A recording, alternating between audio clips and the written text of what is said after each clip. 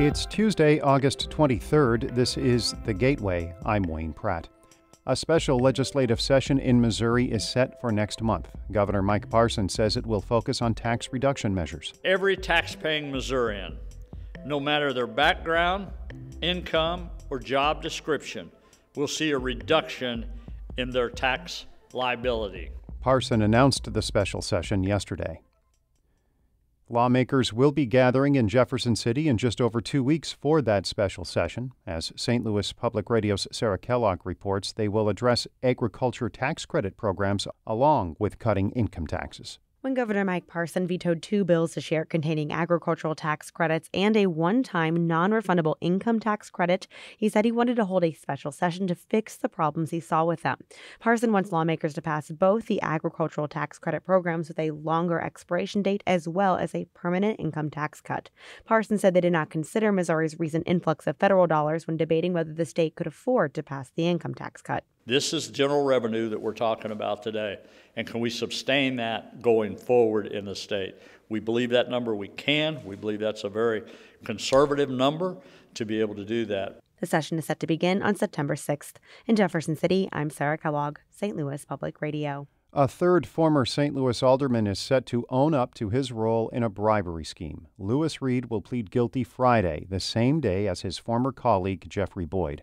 Reed was originally scheduled to be in court today for a pretrial hearing.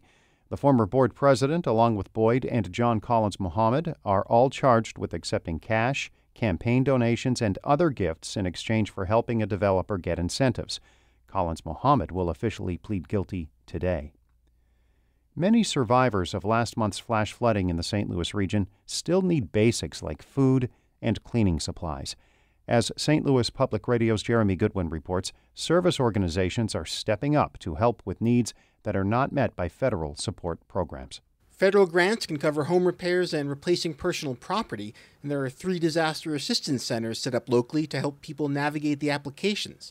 But it was the Urban League that handed out frozen chickens, cornbread mix, and dehumidifiers to flood survivors on Saturday.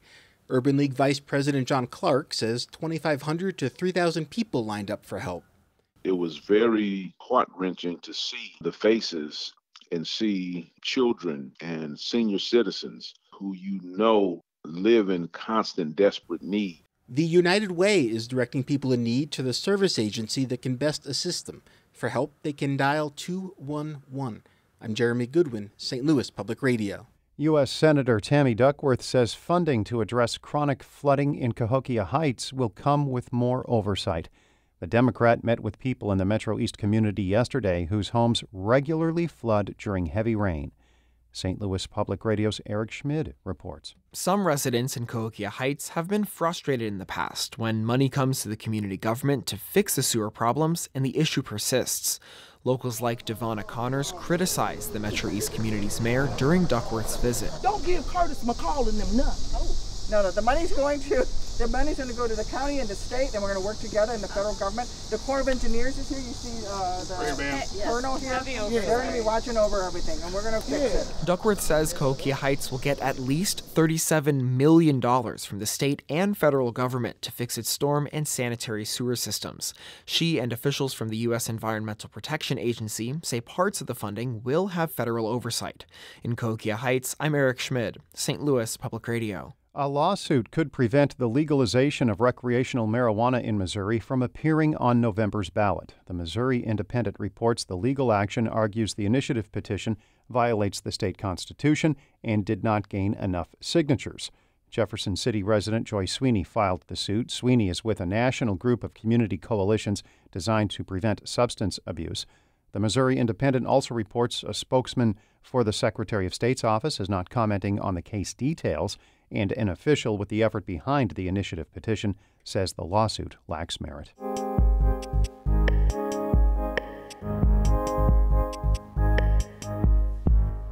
Some service members and health experts say the military is not doing enough to prevent eating disorders.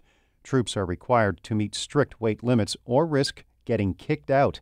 That can lead to eating disorders. Desiree Diorio reports for the American Homefront Project. Retired Navy Senior Chief Leah Stiles caused a stir this summer when she posted on social media a personal account of her 20-year career. For years, she desperately tried to hide an eating disorder that's now gotten so bad, she's looking for inpatient treatment. This is my life, man. Like, I'm at the end of things here. Stiles says she got used to purging, restricting her food intake, and over-exercising to pass the Navy's twice-annual weight screenings.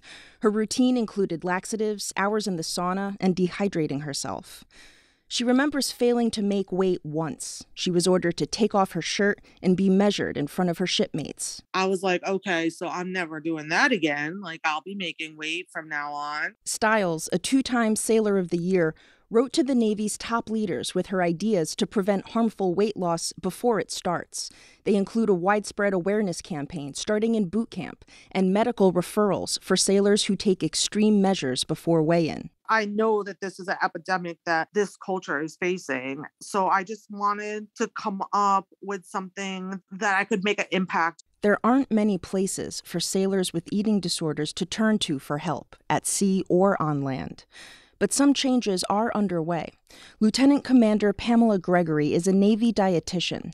She says she's begun work on a program to streamline healthcare so that when sailors develop eating disorders, there's a pathway to treatment. We are working with leadership to hopefully bring around a program for this much-needed population that has been, in a sense, underserved. Gregory says the program came about partly because Stiles, a high-ranking former senior chief, went public. Hopefully it's not just a flash in the pan and then gone the next day. Gregory's program is just for the Navy.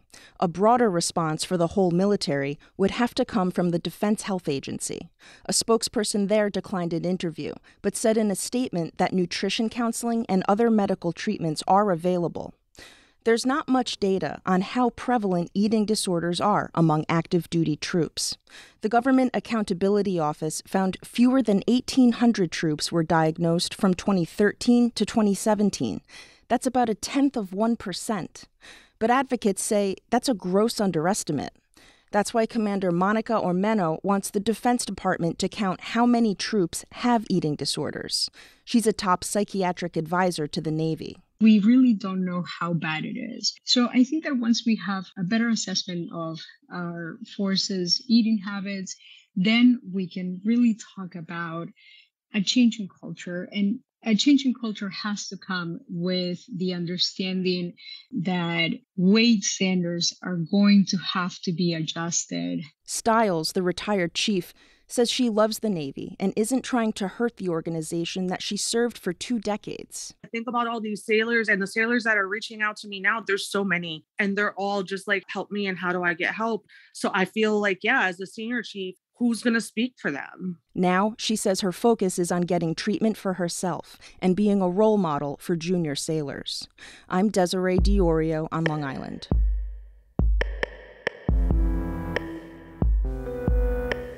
That story was produced by the American Homefront Project, a public media collaboration that reports on American military life. Funding comes from the Corporation for Public Broadcasting. The Gateway is a production of St. Louis Public Radio, a listener-supported service of the University of Missouri St. Louis. Music by Ryan McNeely of Adult Fur. I'm Wayne Pratt. Have a great day.